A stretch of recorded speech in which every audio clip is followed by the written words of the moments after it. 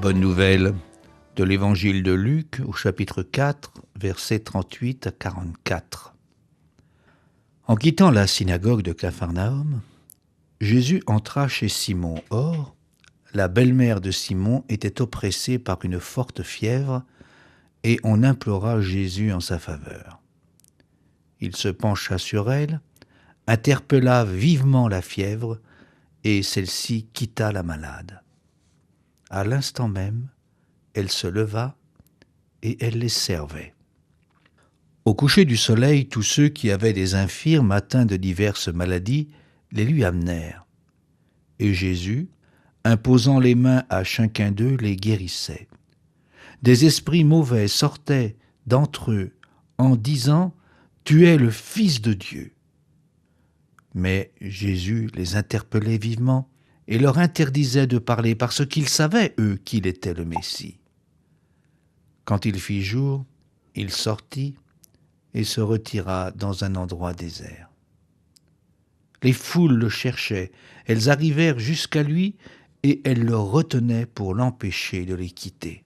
Mais il leur dit « Il faut que j'aille aussi dans les autres villes pour leur annoncer la bonne nouvelle du règne de Dieu, car c'est pour cela que j'ai été envoyé. » Et il se rendait dans les synagogues de Judée pour y proclamer la bonne nouvelle.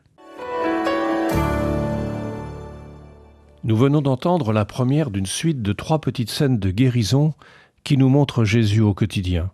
Jésus à l'œuvre, manifestant la sollicitude de Dieu envers les malades, les infirmes. Il guérit la belle-mère de Simon-Pierre sur l'insistance de ses proches.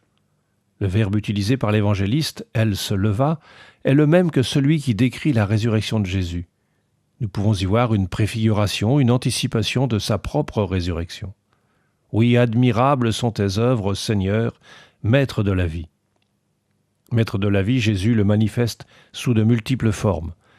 Maître des éléments quand nous le voyons commander à la mer et au vent, apaisant la tempête.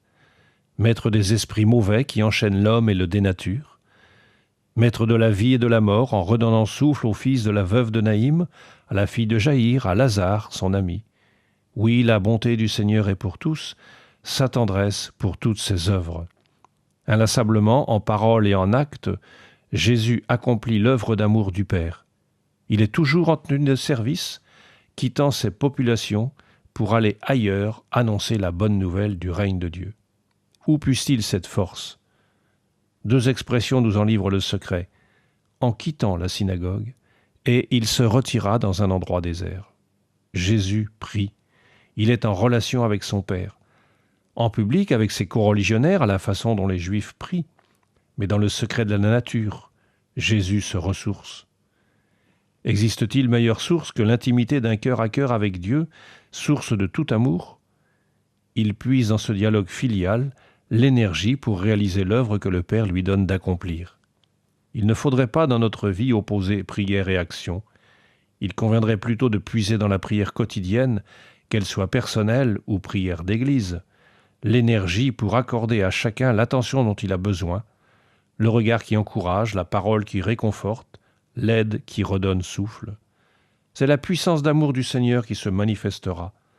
Ainsi nous le servirons dans la joie et la simplicité de la vie quotidienne.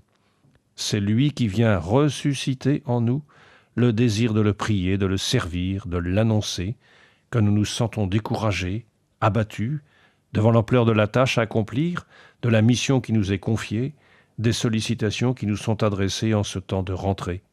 Tout recommence après le repos de l'été. Alors qu'il nous soit donné de répondre dans la joie aux appels qu'il nous adresse pour que son nom soit sanctifié. L'évangile du jour était commenté par Guy Bréjon, diacre permanent du diocèse de Nantes.